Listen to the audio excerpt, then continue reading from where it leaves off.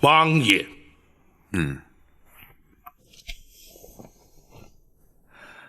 包大人，你身穿官服，带着人马到王府来，不知所谓何故？王爷，包拯今日是为了公事而来。哦，那本王的王府之中，能有何公事而言？包拯有可靠证据，证明王府之中有人与张冲勾结，犯下了盗采黄金一案。啊，竟有此事？是什么人如此胆大包天？差路。包大人，你可有可靠的证据？盗采3年，不法所得的黄金，就藏匿在王府之中。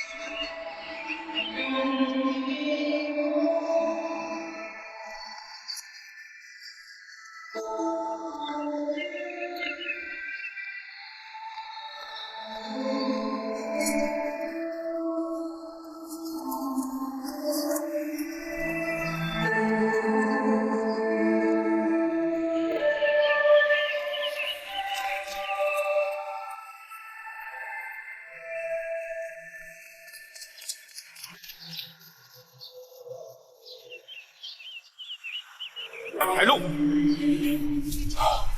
你好大的胆子！王爷，这些金砖均无熔铸出厂的印记，足证乃是私财私铸。包拯要依法行事了。事实俱在，本王无话可说，请包大人尽管放手去办。多谢王爷。王朝马汉在。将赃物清点列册查封，带回驿馆先行保管，待朝廷派员前来接收之时，依法缴库。是。张龙、赵虎，属下在。差路罪证确认，将他押入大牢，严加看管，听候审讯。是。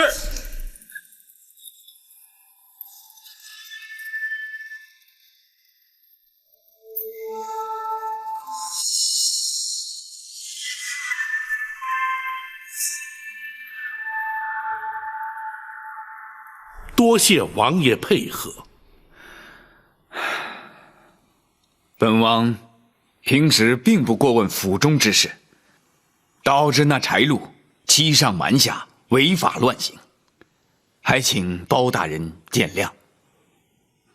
柴禄违犯国法，但是个人行为，既非朝廷官员，又无责任归属，自然与王爷无涉。正所谓人上100，形形色色，王爷又怎能全班洞察？本王调教无方，难辞其咎啊。不过，那柴禄与张冲勾结合谋，包大人是如何查获？莫非是那张冲被擒，招供出来的？回禀王爷，张冲他持械拒捕，更图谋行刺大人，已经被当场格杀。他怎么这么糊涂啊？包拯乃是根据一件物证判定，进而循线追查，才查出柴禄涉案。什么物证？此物还是出自王府之中。哦。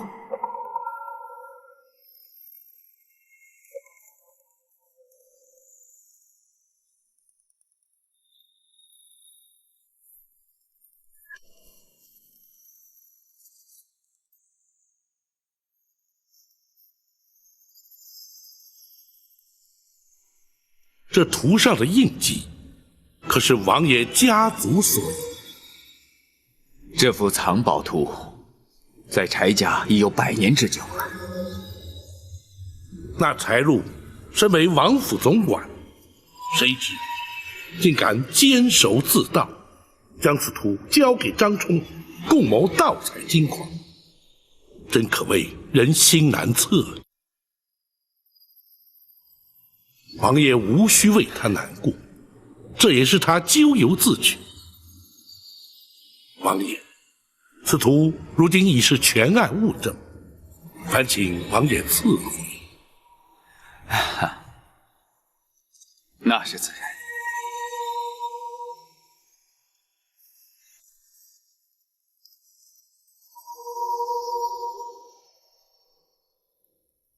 王爷，如今此案人赃俱获，今日整理清查，明日保准便要升堂审断了。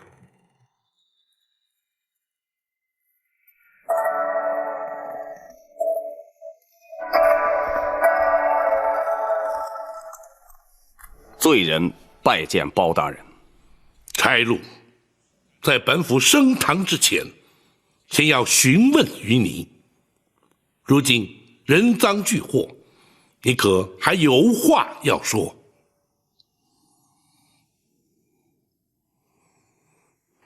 我本以为此事天衣无缝，不会有人发现，但最终还是没有瞒过包大人您。我只能说，天不从人愿，别的我无话可说。然而本府却要问你，那张羊皮矿脉图，可是由你交给张冲，由他负责开采金矿的？事到如今，我没有什么可隐瞒的。不错，我身为王府的总管，王府的古玩器物均由我来经营。3年前，我无意当中发现了羊皮图纸，我就指使张冲按图索矿，没想到还真是找着了黄金矿藏。那张冲与你有何渊源？你又如何信得过他？我与张冲乃是世交，祖上同朝为官，我们俩又是从小的玩伴，我绝对信任他。那张冲文武双全，又蒙朝廷器重，只要尽忠职守，日后必能飞黄腾达，又怎会弃之不顾，与你狼狈为奸，犯下如此滔天大罪？包大人，您可真是难得一见的清官。这与本府是否清廉又有何关？包大人不知道其他官员的情形，普天之下入朝为官者，有几个人不是为了贪图名利？这个矿场给我和张冲所带来的财富，够几辈人享用。张冲没有理由不动心。哼，就为了贪图那些财富，却让他送了一条性命。谋事在人，成事在天，只怪他没那个福分。然而你们的所作所为，非但让无数的矿工受难，更让柴王爷蒙羞，这一点你又可曾想过？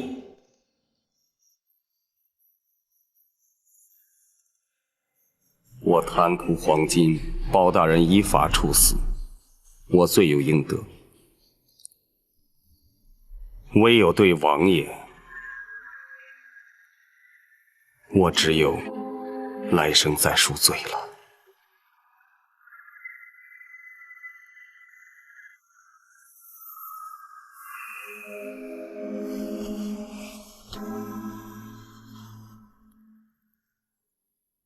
大人，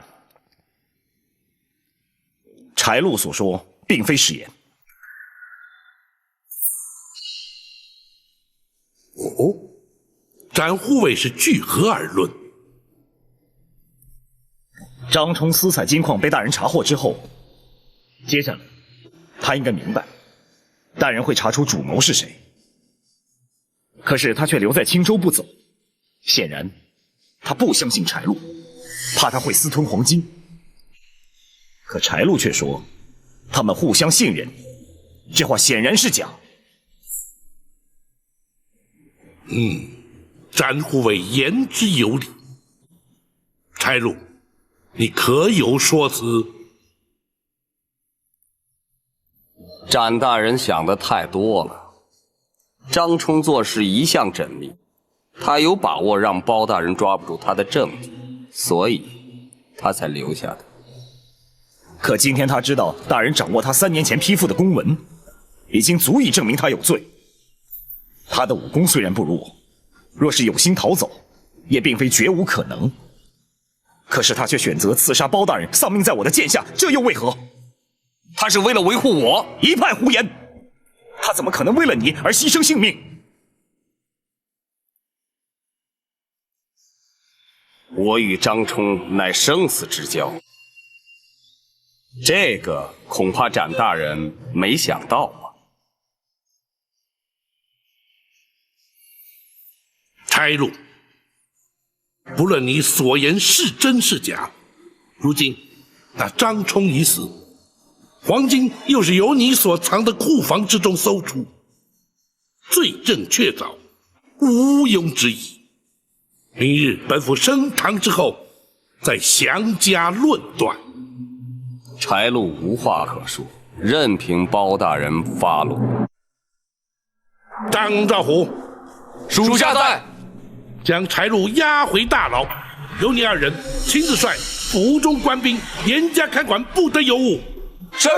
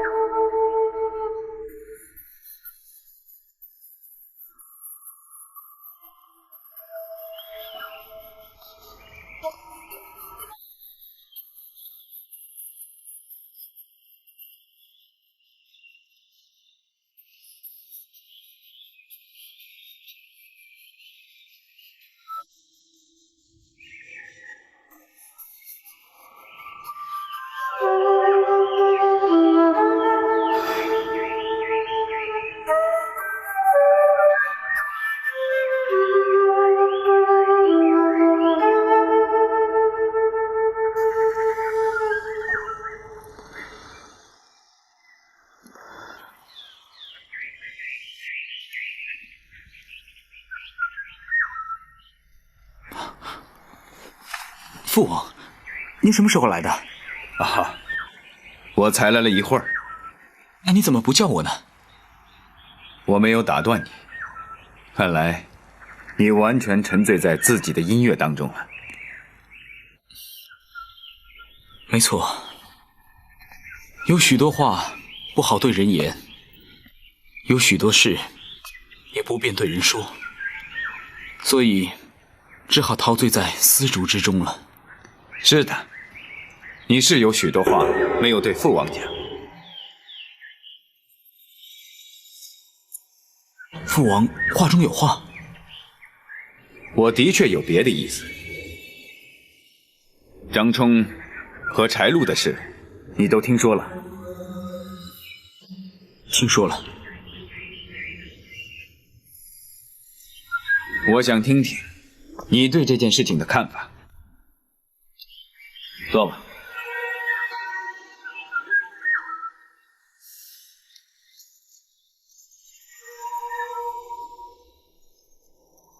他们触犯了国法，包大人依法将他们治罪。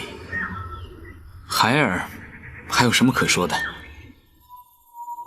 哦，是吗？那他们盗采金矿，你也没什么可说的？孩儿不明白父王的意思。包大人查出他们犯罪，凭的是一张藏宝图，那藏宝图是我柴家之物，难道你还没有什么可说的？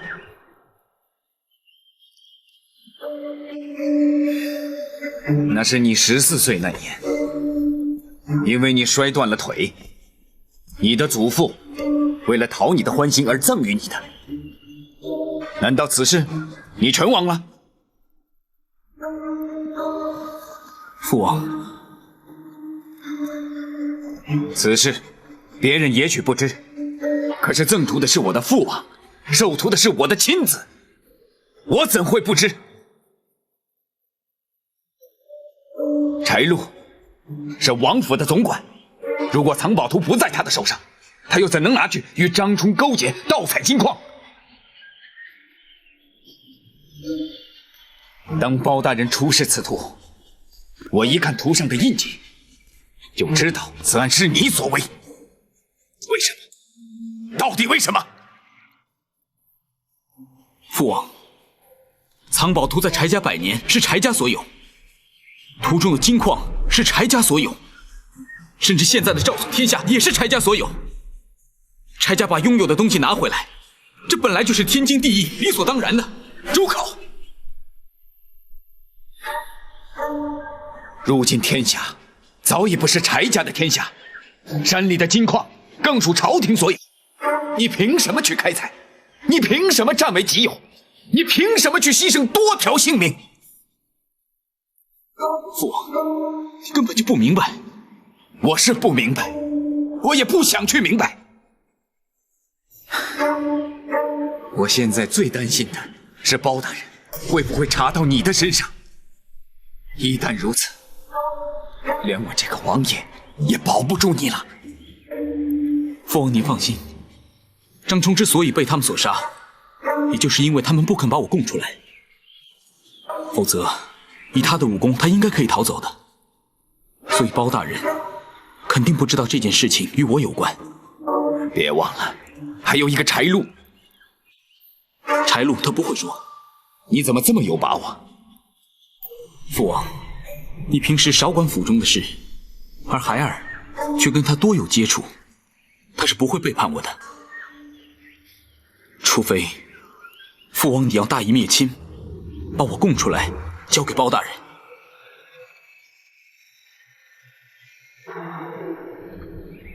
唉，父王还没有那么狠心，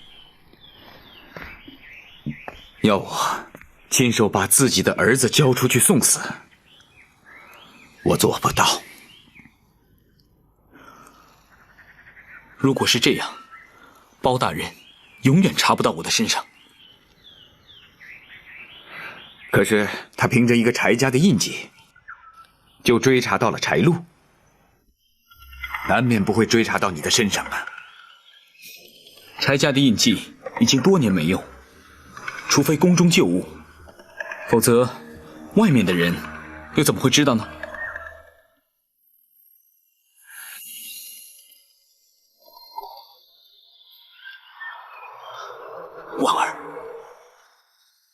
婉儿看过柴家的印记。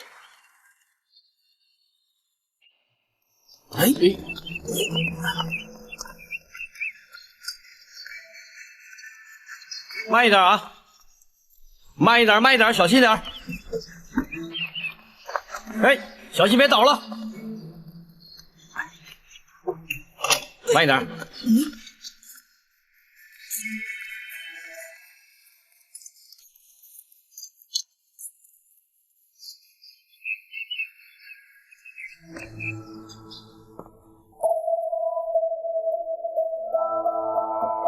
哎，还有这个。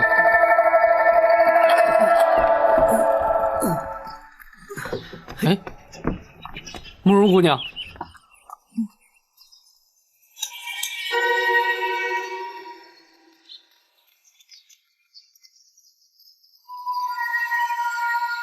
是不是从王府查到了黄金？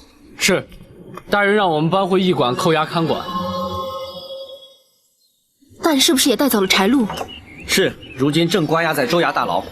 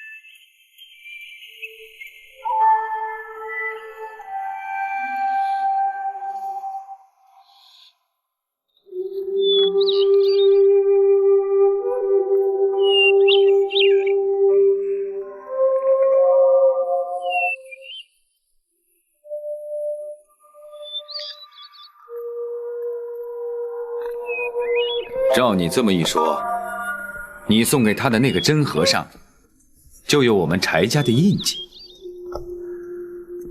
原来包大人是根据这一点才找到我们王府的。这一点也是我始料未及的。可这也不能证明你就牵扯在其中。没人知道藏宝图是你交给柴禄的。你不用担心，父王，我不是担心包大人抓不抓到我，我是为婉儿的事而感到无奈。玉儿，那个玉盒没有能够让我抓住婉儿的心，却让包大人把柴禄给抓住。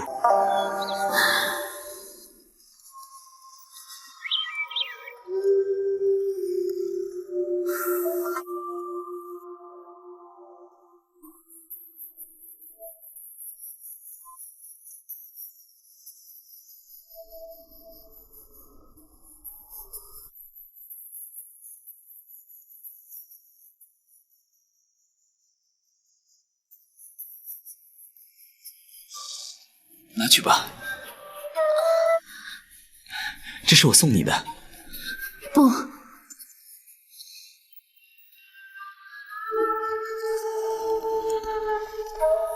我不能接受你的馈赠。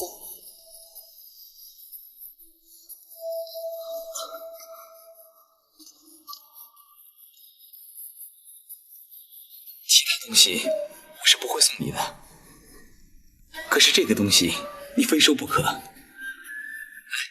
先打开看看，你就知道原因了。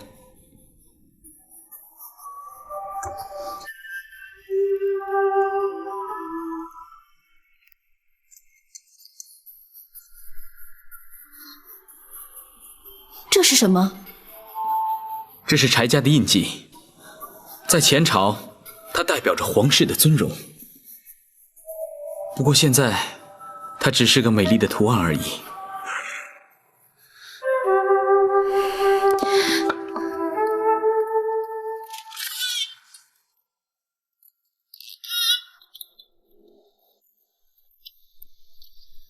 张龙、赵虎带着士兵，亲自在大牢看守柴路，可以确保不会发生意外。带回来查封战馆的黄金，更要确保安全。王朝马汉已派人在外面守着，放置黄金之处就挨着我的房间，有任何动静，我会马上知道。好，公孙先生可曾将全案整理完毕？回大人，学生都已准备妥当。明日便可升堂结案了。大人，属下到现在还不明白，张冲怎么可能为了柴禄而不惜送命？如今张冲已死，柴禄的说法又未必可信，真正的原因恐怕永远都没有人知道。我知道。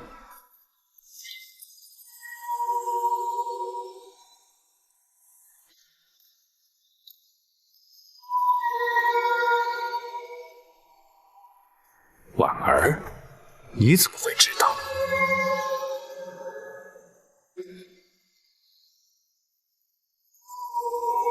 婉儿，你说。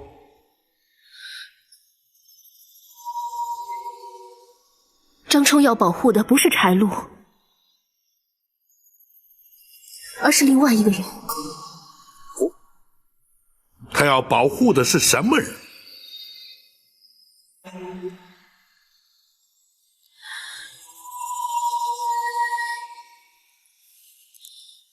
他要保护的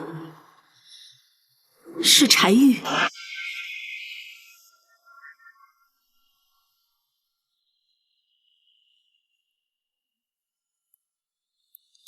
是我亲眼看到他们三个从库房里面走出来。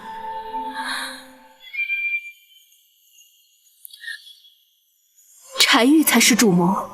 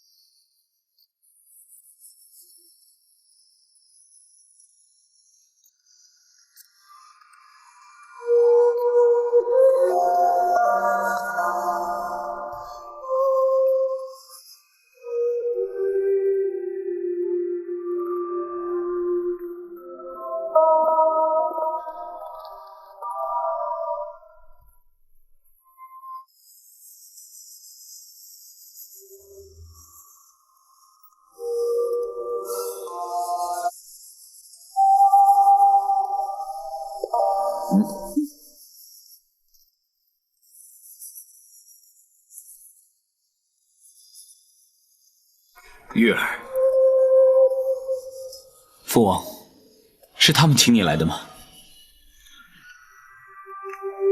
你不让大夫为你治疗，你说他们能不请为父的过来？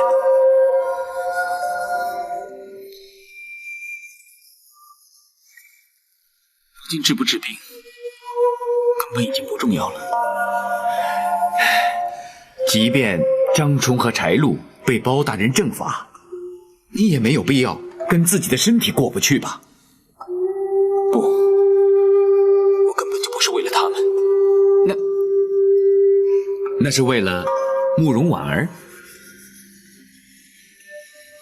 就因为慕容姑娘拒绝了你的提亲，你就丧失了自信，甚至连活下去的勇气都没有了。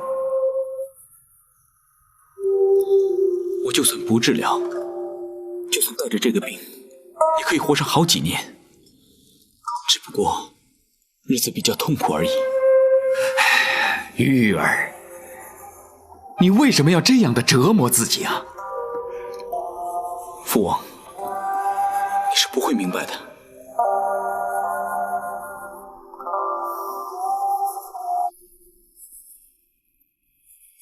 没有人会明白我的想法。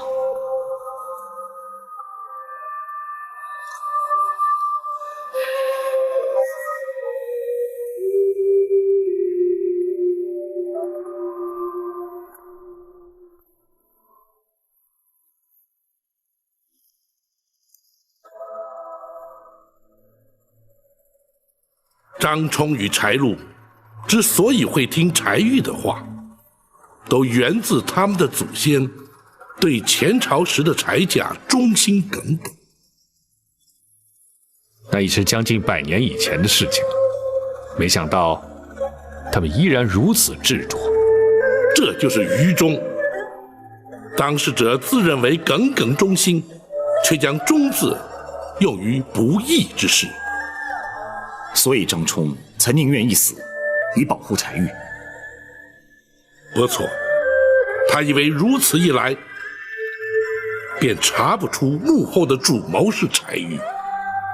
可柴禄也是个忍者，难道他也会寻死不成？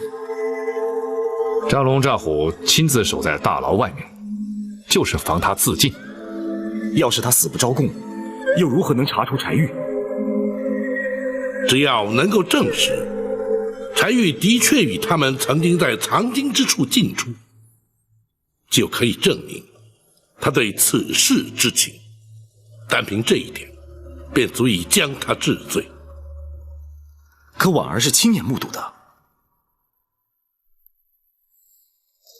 除了婉儿之外，还有那些守卫藏经的卫士也是人证。可是他们都是柴禄的心腹。就因为他们全是柴禄的心腹，所以在搜查王府之后，我命张龙赵虎把他们关进大牢，逐一调查。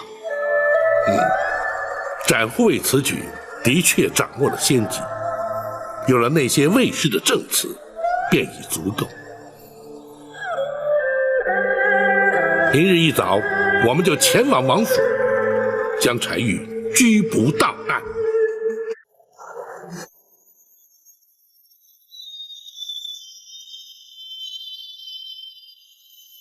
包胆，柴禄已然被你抓走，如今为何又带领人马硬闯本王府邸？王爷，包拯乃是为小王爷而来。包大人，此话怎讲？本案经包拯再三查证，小王爷非但涉案，而且更是主谋。包拯是来拿他归案。包拯情非得已，请王爷恕罪。王小马汉在，将柴玉押往州衙。是，且慢。王爷因何要阻拦包拯执行公务？包拯，此处是本王的府邸，乃太祖皇帝亲封的领地。你怎敢在此随便拿人？王爷，包拯奉旨代天巡狩，执行的乃是当今皇上的旨意，入府拿人有何不可？你不要逼本王翻脸无情，王爷也不要逼包拯不顾情面。来人！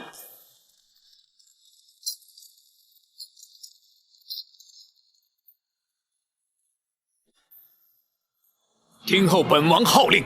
是。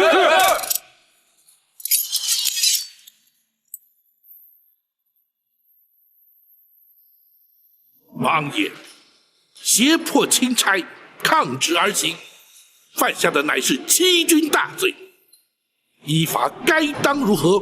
王爷心知肚明。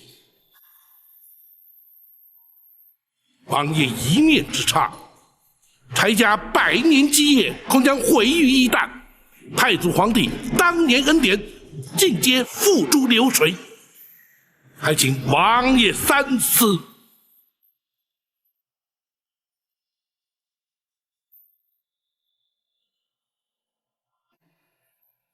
退下。是。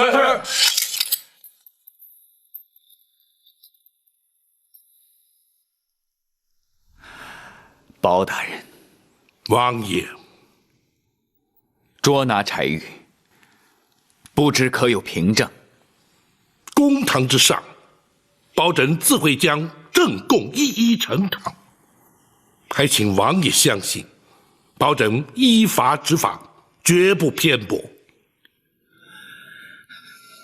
可否请包大人法外容情，容本王与柴玉说上几句话？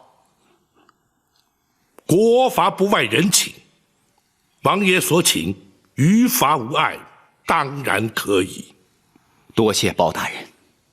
不过，包拯必须先将柴玉就地收押监管，还请王爷体谅。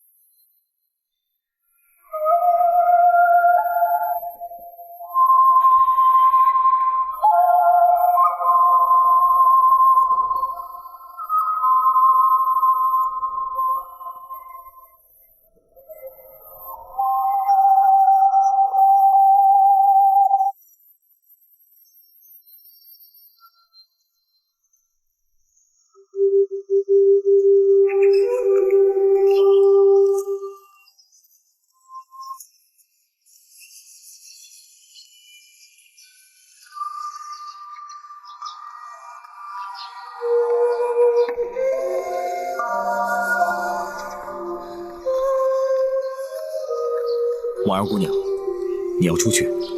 展大人，我想去一趟王府。包大人不是再三交代，叫你不要去的吗？大人是担心我，如果我去了，会无法承受小王爷被捕的事实。你既然明白大人的苦心，为何还要去增加痛苦呢？因为有一件事我必须要办。要是非办不可，我找人替你去办。这件事除了我自己，谁都办不了。你执意要去，我也不好阻拦。不过我希望你有足够的心理准备。我明白。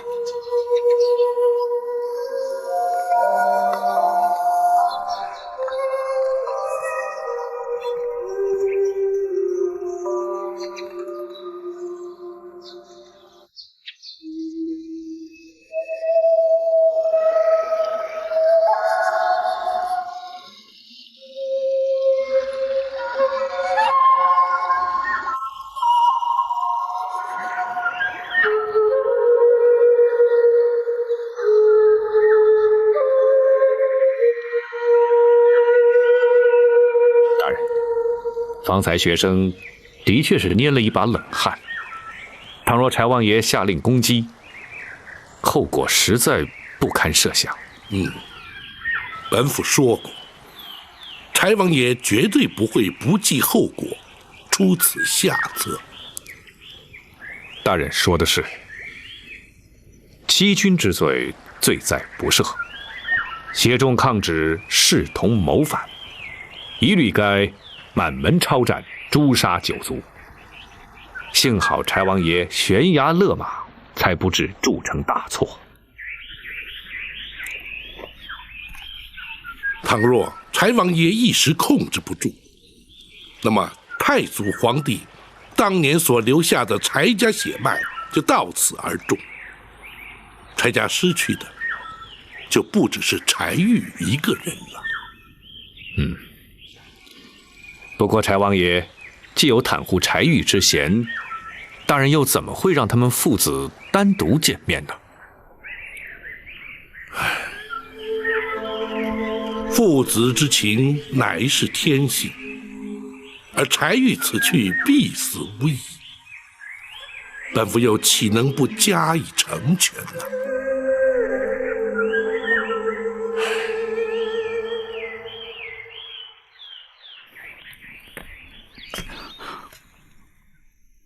父王，包大人怎么说？他说：“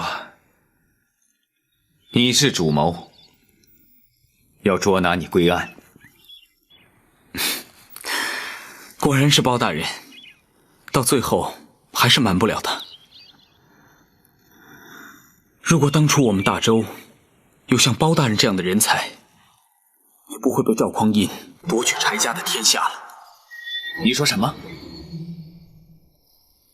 如果当初包大人跟赵匡胤同朝为官，包大人就不会让赵匡胤窃国篡位的阴谋得逞，又何来今日的大宋呢？已经是近100年前的事情了，现在提他，还有何意啊？那父王，你认为孩儿做这么多，为的又是什么？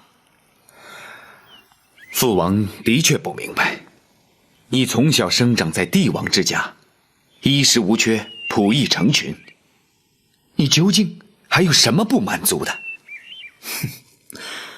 父王问孩儿还有什么不满足，我倒想问问父王你。我柴家原本是君，赵家为臣，如今怎么会尊卑互换，君臣颠倒呢？朝代更替乃是大势所趋，那也是无可奈何的事情。难道我们就不能忠心复国，重建大周吗？什么？你这是痴心妄想。柴家现在的实力如何？你凭什么做如此妄想？父王，孩儿差一点就完成心愿了。如果不是包大人来到青州，快则3年，迟则5年，我们就拥有可以对抗大宋的实力。到时候，我们就可以重建我们大周的天下了。即便如此，父王也不会同意你的做法。父王，天下本来就属于我们柴家的。天下是赵家的如何？天下是柴家的又如何？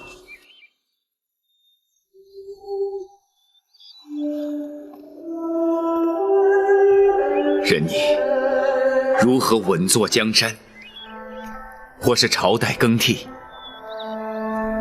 百姓仍是百姓，苍生还是苍生，对他们而言又有何不同？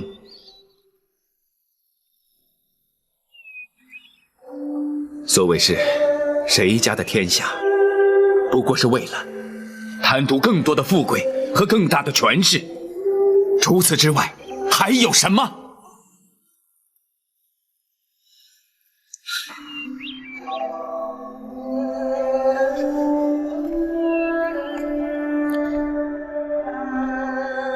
儿啊，如果你还存着争天下之心，而犯下滔天大罪，父王也会认为你是咎由自取，怨不得任何人。这也是我一直瞒着你的原因。父王，你已经没有雄心壮志了。你说的没错，父王确实没有雄心壮志。我只想平平安安的在王府里做一个太平王爷。最让父王挂心的就只有你了。父王一直期盼着你能够一生平安，一生顺遂。可是没想到，我14岁那年就把腿给摔坏了。是啊，我知道，这也是你一生的遗憾。父王虽然身为王爷，却也不能替你弥补。我遗憾的是，因此我不能习武。如果我的武功练得跟张冲一样好的话，也就不会是今天这样的结果了。不对，如果你不改变想法，即便你练成多么高深的武功，结果也会是这样。只能眼睁睁的让父王看着你付出生命的代价。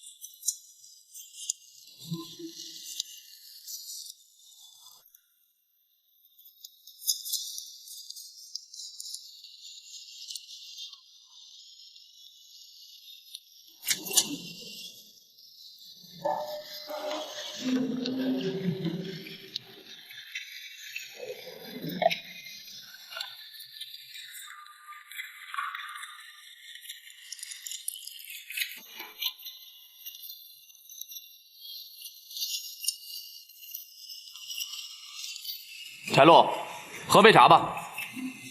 啊，多谢。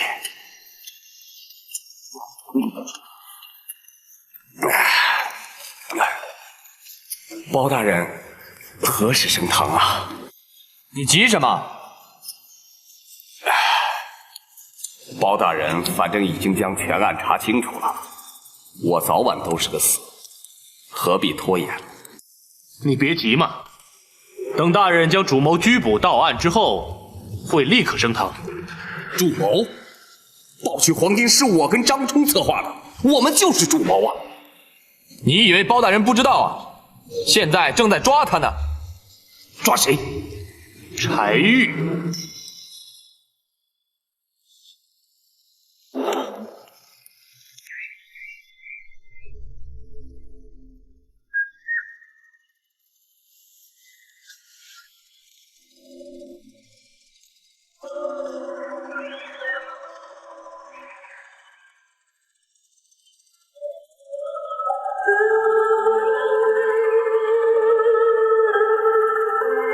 怎么说那么久？大人，要不要催一催？不，让他们慢慢谈吧。这或许是他们父子之间最后一次见面了。大人还是心中不忍。柴王爷一生与世无争，柴玉是他最为疼爱的长子，如今却偏要他承受如此的打击，任何人见了也难以忍心。更何况本府与柴王爷之间的交集。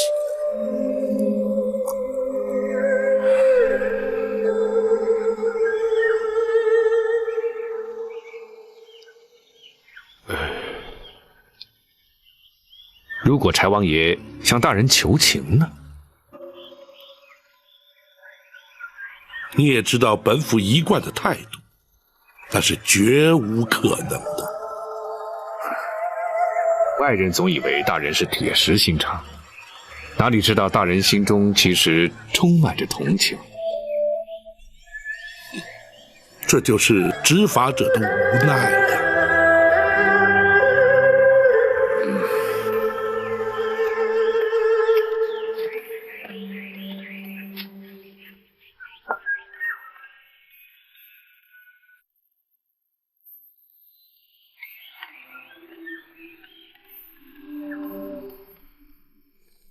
大人，婉儿，大人不是叫你别来吗？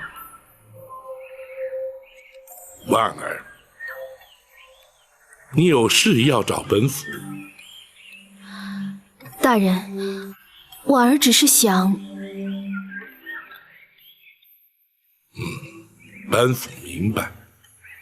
等柴王爷出来之后，你就去看看柴玉吧。多谢大人。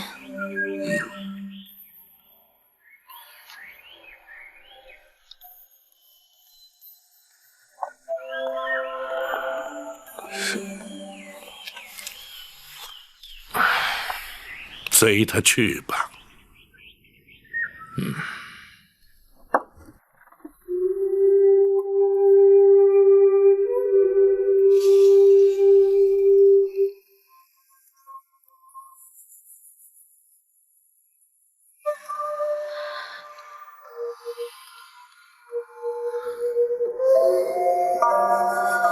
你来，就是为了把这个还给我。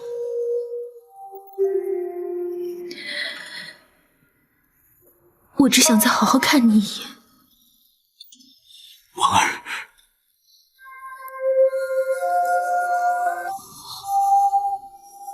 你现在一定很恨我。不，我永远都不会恨你的。为什么？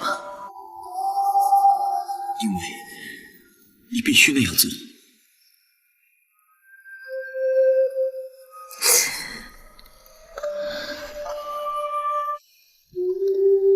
如果我有权利不这么做，当初我就会接受柴家的提亲。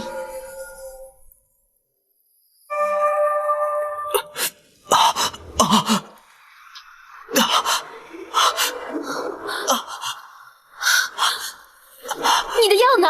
药呢？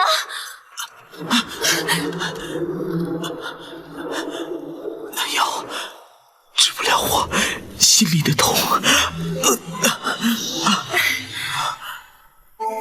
哎呀！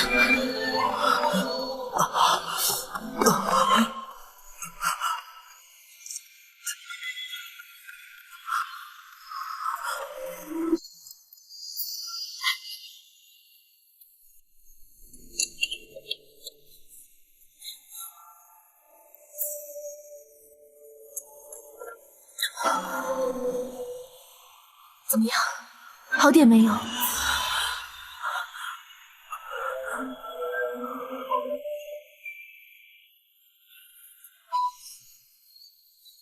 我以为我再也不会承受这病带给我痛苦的煎熬，没想到在我生命结束之前，我还要承受一次。你没事吧？我没事。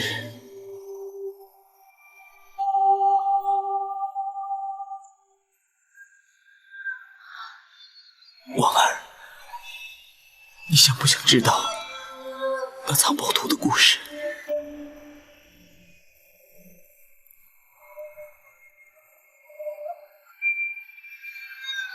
在我14岁那年，我摔断了腿。那个时候，我爷爷就把那个藏宝图给了我。他说，我们柴家的财富全部都在那里，可是那财富永远也看不到，摸不着。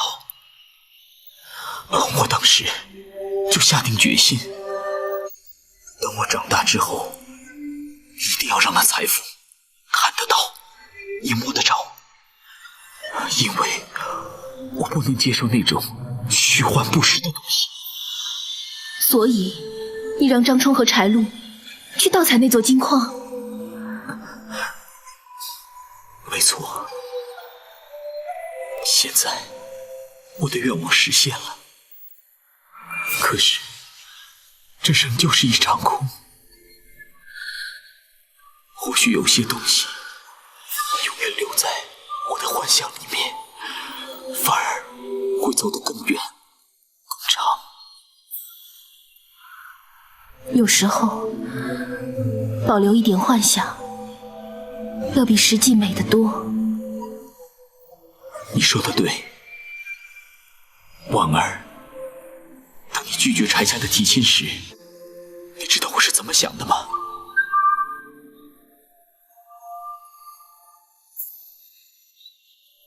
我告诉我爹，虽然你拒绝了这门亲事，可是我并不难过，因为我知道你的心底已经接受了我。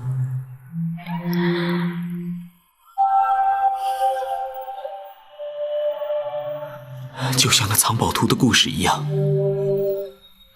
你就像是我的幻想，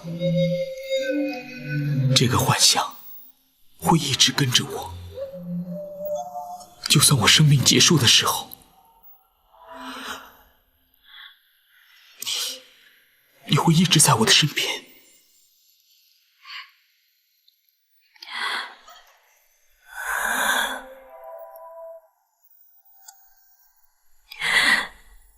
我也会永远把你放在我的脑海里。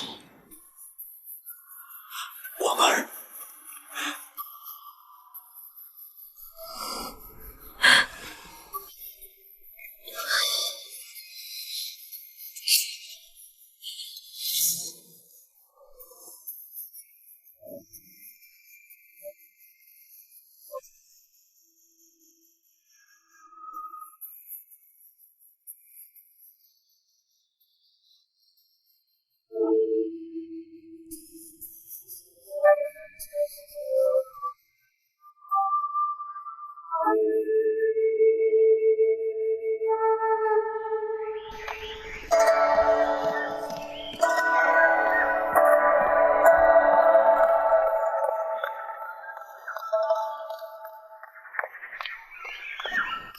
启禀大人，婉儿和柴玉见过面了。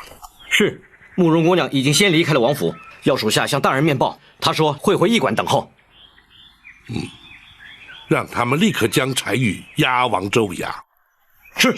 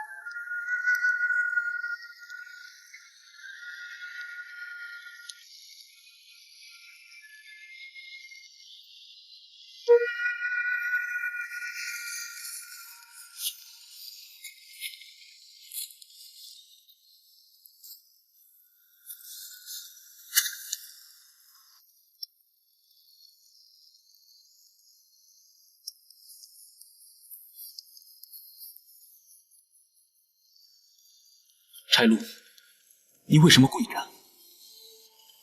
柴禄，愧对小王爷。非战之罪，你并没有做错。把小王爷牵涉其中，就是柴禄的过错。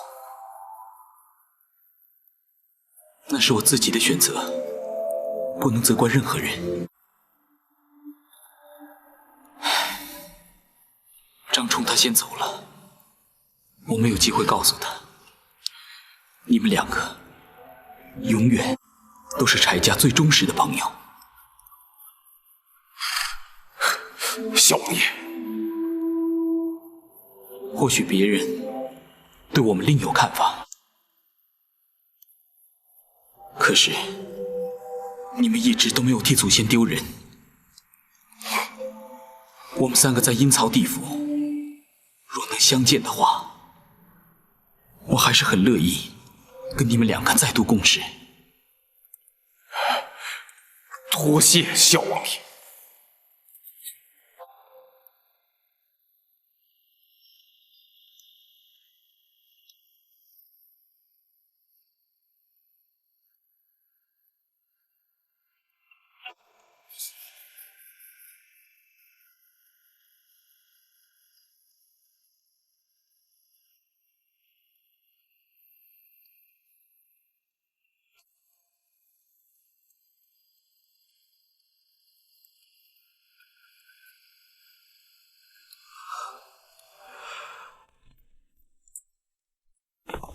启禀大人，已将柴玉关押在大牢，听候传审。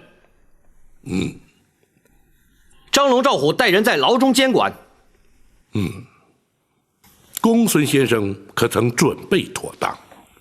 回大人，学生已将全案之相关物证准备齐全，大人可以随时升堂审讯。好，在升堂之前，将那柴玉先带到此处来，本府要对他先行询问。王朝马汉在，先行退下。是。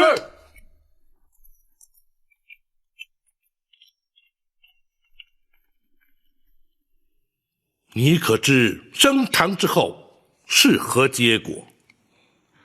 知道，在包大人铡刀之下，柴玉没有活命的可能。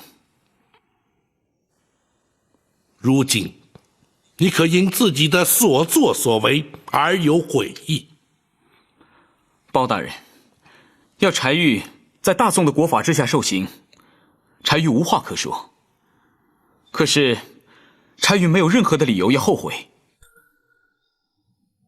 你盗采金矿已然犯罪，但因此而伤及无辜性命，却更有违上天好生之德。人命关天，怎可说毫无悔意？陈桥兵变，黄袍加身。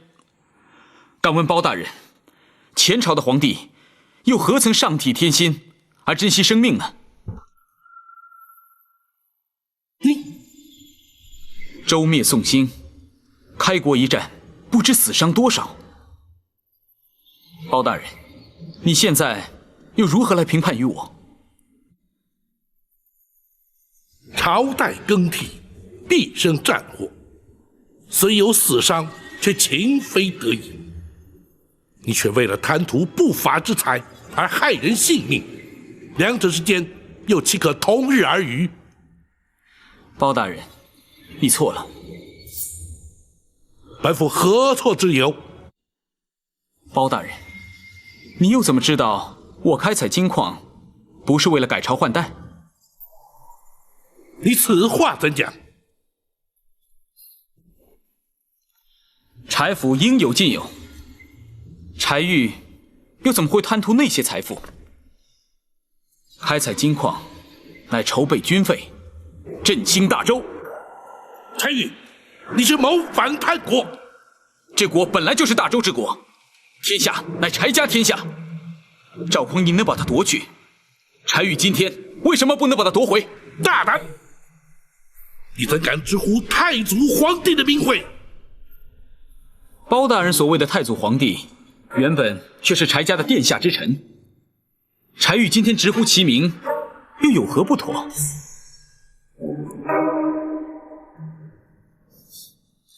想必现在连包大人你也无话可说，无词可辩了吧？乍听之下，你似乎言之有理，实则却全都是狡辩之词。好，如果包大人你能说服柴玉，柴玉情愿伏法，绝无怨言。好，本府就说与你听。纵观历代史籍，但凡改朝换代，无一不是顺天意而应人心。开国之君，皆是不忍见百姓受苦，黎民遭殃，才挺身而出，取而代之。若是逆天背人，又岂能一统天下？若依包大人所言，大宋开国也是顺天应人。不错，前朝世宗皇帝勤政爱民，却不幸英年早逝。令祖当时年方7岁，刘汉与辽国合兵来犯，太祖皇帝若不开国继位，天下顿时沦入异族之手，又如何不是顺天应人？即使如此，他也无权夺走我柴家的天下。所谓柴家天下，原本却是郭威所建前朝大周。郭家后人却从未向柴家讨回天下。倘若历朝历代皆以自家天下自居，则秦汉隋唐是否皆要其后人夺回天下，岂不终日征战，永无休止？先圣先贤无不推崇以民为本，改朝换代皆是因大势所趋。当今圣上仁德敦厚，勤政爱民，你却妄图假借复国之名戕害生灵。柴玉，你不但大错特错，而且险将柴家陷于不忠不义、万劫不复之地，又怎敢在本府面前潇潇争辩，大言不惭？如今你可还有话说？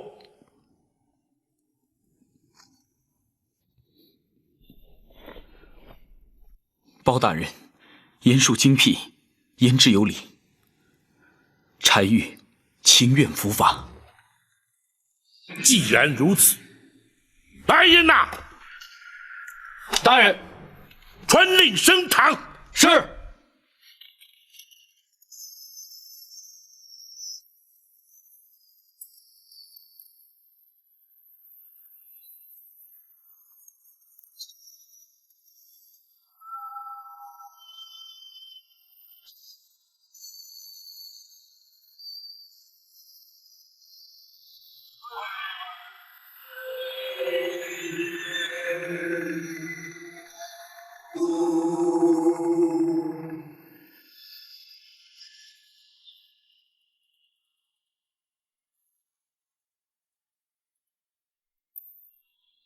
人犯，带人犯。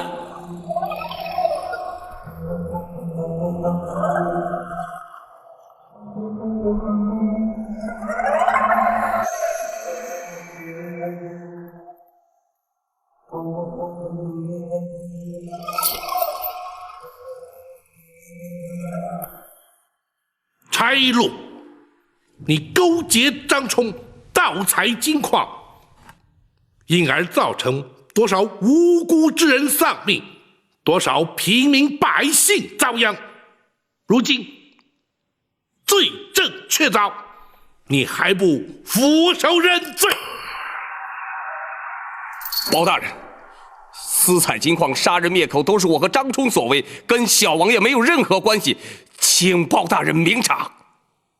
哼，那柴玉也已亲口供认是他主谋，你休想为他脱罪。包大人，堂下听判。柴禄，你盗采金矿，藏匿赃物，合谋杀人，罪不可赦。本府奉旨代天巡狩，以大宋律例判你铡刀之刑。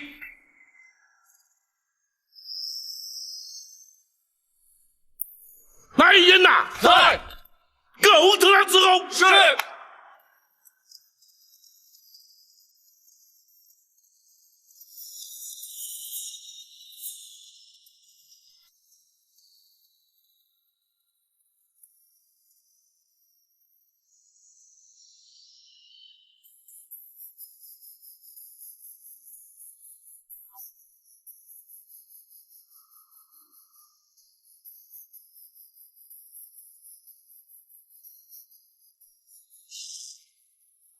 慕容姑娘，我在等你说明，我是如何的胆小怯懦，又怎么会是个无知莽汉？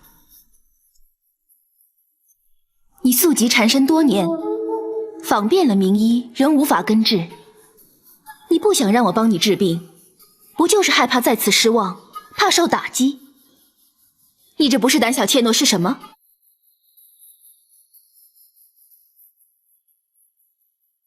医道医理博大精深，浩瀚如海，多少医者前辈钻研一生仍不能尽得其妙。你不过就是看过几个大夫，做过几次诊疗，就认为自己无药可救，再不做任何的治疗。你这不是无知莽汉吗？我为我方才说的话而道歉，也希望慕容姑娘你不计前嫌，为我诊治。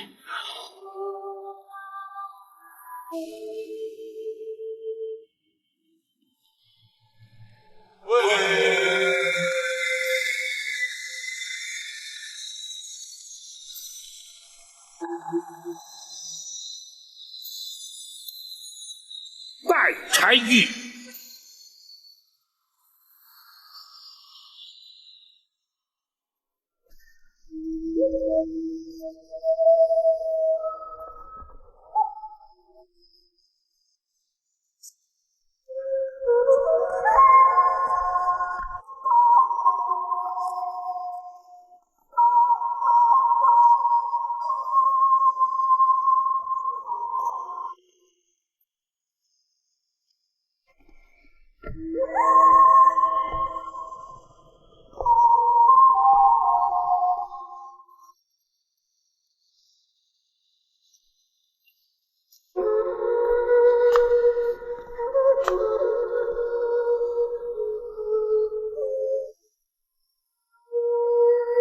柴玉，包大人，你虽无爵位，又无功名，但毕竟是王室之后，本府免你行跪拜之礼。多谢包大人。方才你已坦诚罪状，可还要本府当堂再做问询？不必了。柴玉触犯国法，理应受到惩罚，请包大人依法宣判执行。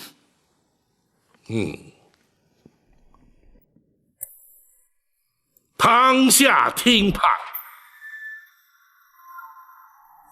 柴玉，你身为世袭阵亡之后，本为备位王爷，就该上提皇恩，安分守己。你却教唆府中总管柴禄勾结张冲，盗采金矿，因而导致黎民百姓家破人亡，依法论罪，其罪当诛。本府以代天巡狩之权，以大宋律例判你大刀之刑。来人呐！在。龙头上伺候。是。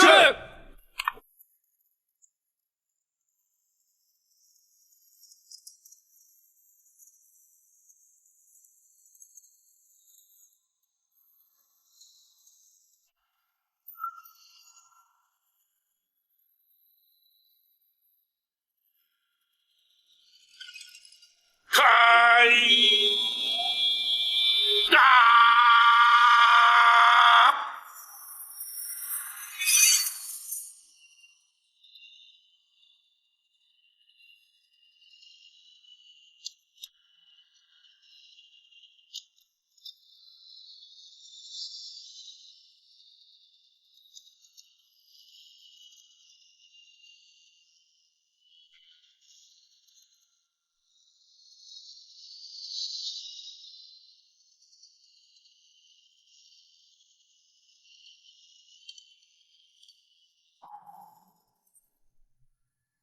刀下留人！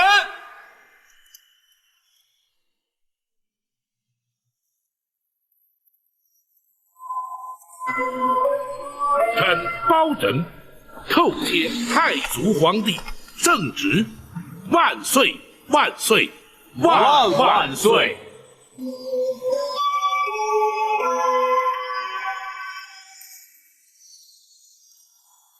包大人可以官职了。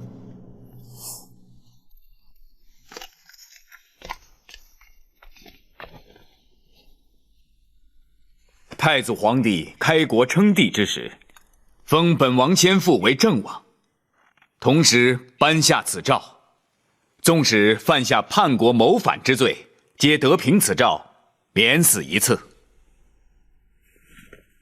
王爷要凭着免死金诏换柴玉一命。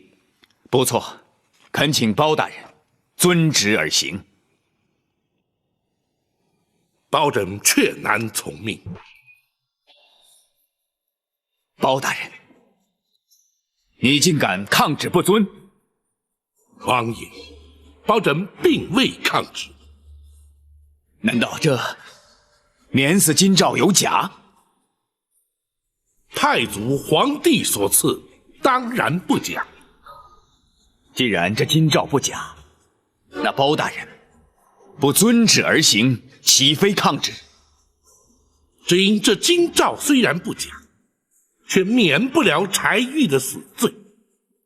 你，王爷，这金诏之上分明写道：历代阵亡，皆可凭此金诏免死。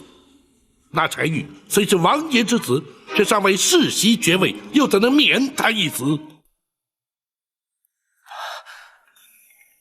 包大人，难道不能网开一面？包拯依法论法，依职论职，无权开脱。好，那么本王就不要这爵位，将王爷的头衔立即传与柴玉。王爷之位，只可承袭，不能禅让。王爷心知肚明，除非王爷100年之后，否则那柴玉继承不了王爷爵位。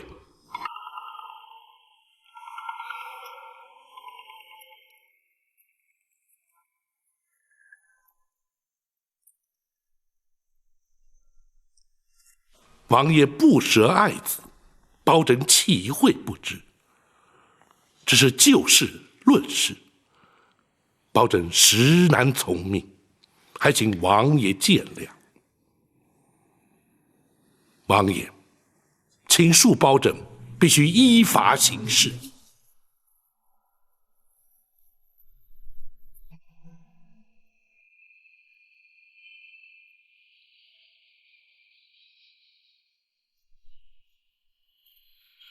公孙先生，学生在。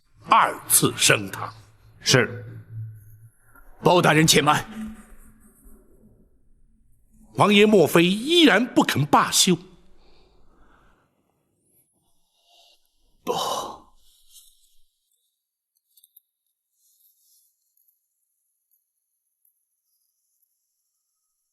本王只是想最后再见玉儿一面。王爷，如今那柴玉已是定验死囚，行刑在即。若与王爷私下会面，恐有不妥。包大人不必为难，本王就与他在公堂诀别即可，还请包大人成全。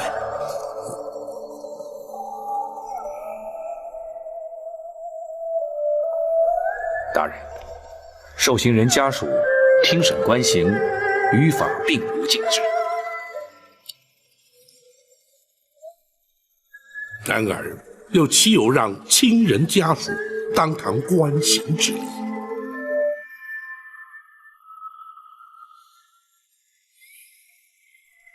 也罢，请王爷与柴玉话别之后，离堂回避如何？多谢包大人。公孙先生，学生在，请展护卫陪伴王爷，同往公堂。是。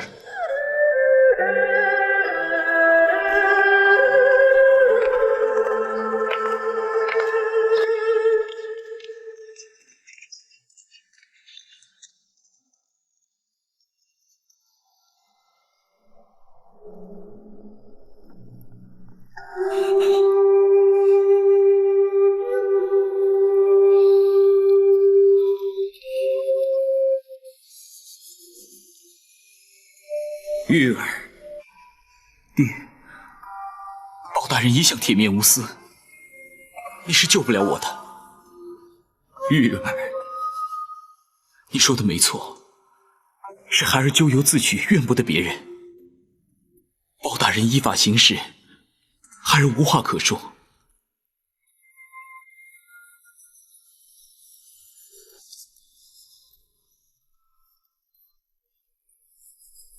爹，孩儿不孝，不能为爹奉养天年，请爹要多加保重。孩儿叩别。玉儿，玉儿，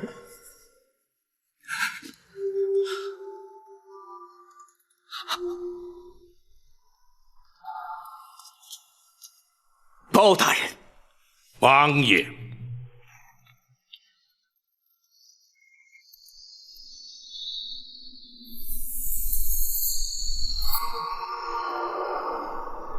包大人，郑王爵位待本王死后便可传与柴玉，那免死金诏便可救柴玉一命，还望包大人遵旨而行。王爷意欲为何？本王即刻当堂自尽。王爷，万万不可！爹，王爷。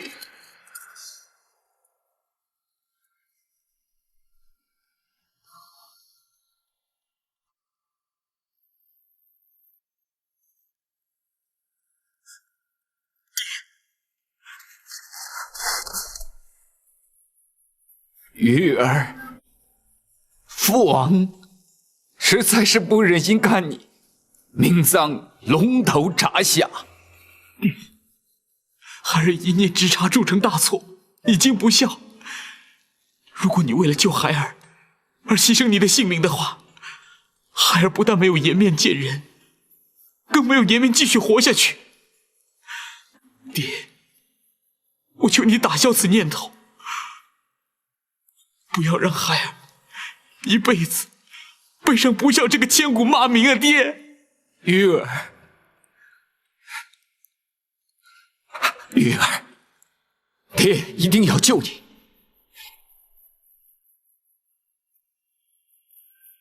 包大人，就请你成全本王这点私心吧。王爷，只怕王爷纵是一死，也救不了那柴玉的性命。你，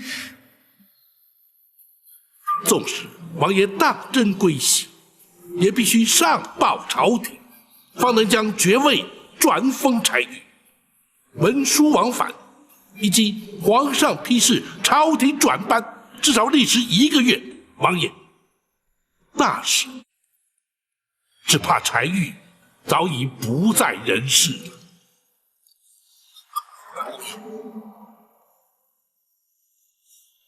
包大人，难道你就不能暂缓行刑吗？王爷，国法当前，岂容本府苟且徇私？包拯，你……王爷，王爷，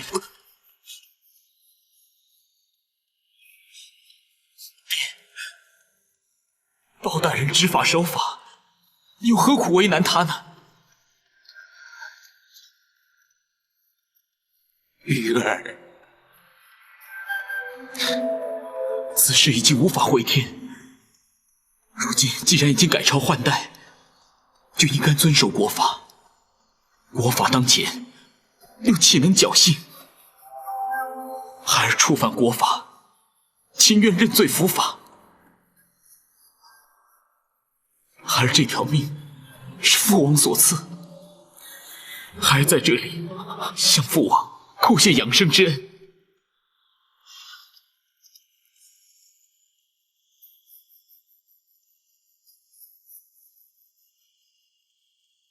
请包大人依法行刑。玉儿，玉儿，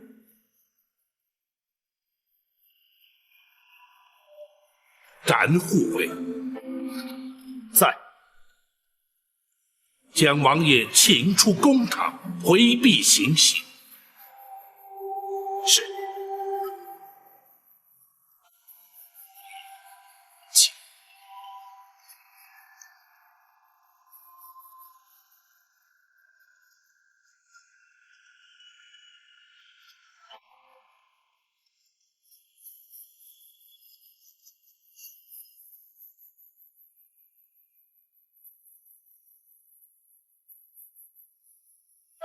王爷，请报。